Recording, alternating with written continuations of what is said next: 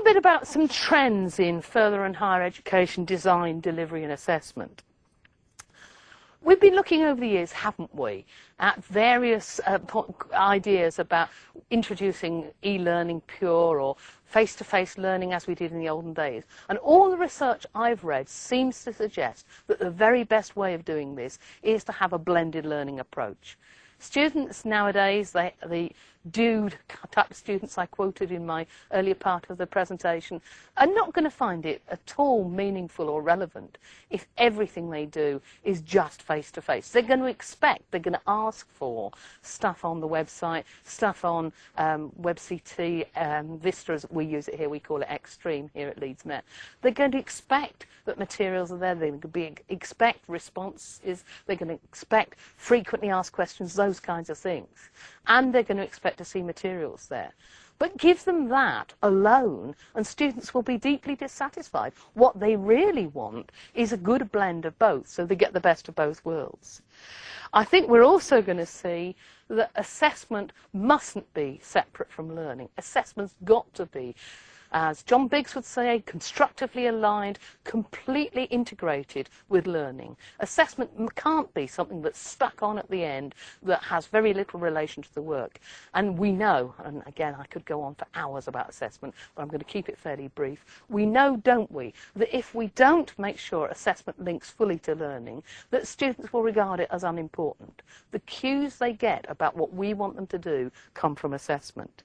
So I say to staff here at Leeds Met, stop marking, stop doing the drudgery, start assessing. Use your judgment for the kinds of things that you are best at, where you're needed. And if it's boring right, wrong stuff, use computers, use peer assessment, use self-assessment. But whatever you do, don't sit there doing boring marking. Marking should be out the window. Assessment should be about using your brain and your judgment to help support learning. I think, again, we are looking at more and more the importance of teams rather than individuals in materials production. The Open Universities had this trick for years and years. They wouldn't dream of letting one person just knock out some learning materials on their own, completely untested, and then knock out some computer-aided assessment alongside. Their work is fully developed and piloted with lots of tutors involved and some students piloting the materials before they're made public. And I think the way forward for materials production for FE colleges and for universities is very much more a collective one. It's the way I personally write for publication myself. I almost never write individually. I almost always write collectively with others. And I think in terms of producing materials for use in the classroom, it makes a lot more sense.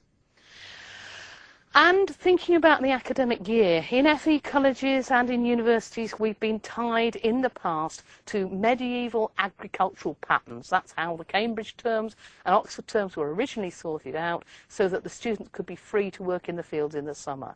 What we've got nowadays is patterns of learning in traditional means which are totally inappropriate for the context.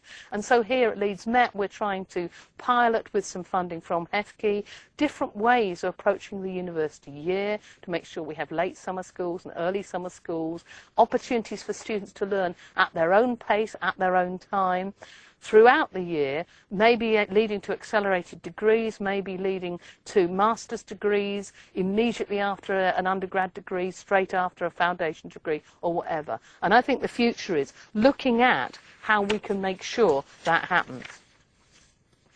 Just a little bit about assessment. Again, I've mentioned some of the innovative approaches here at Leeds Met. We've got some really exciting things happening using PDAs in practice settings. If you're interested in that, you can look at the Settle ALPS, ALPS, Assessing Learning in Practice Settings, one of the Centres for Excellence in Teaching and Learning, funded by HEFKE, where my colleague Jill Taylor is doing some absolutely fascinating work, getting students in hospitals doing reflection and assignments on PDAs that they can carry around with them, which aren't then blocked by hospital firewalls, which happens when they sometimes try and do online learning.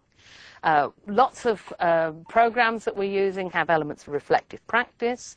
There are lots of group web-based assignments to replace some traditional final year dissertations. Increasingly plenty of work going on computer-based assessment.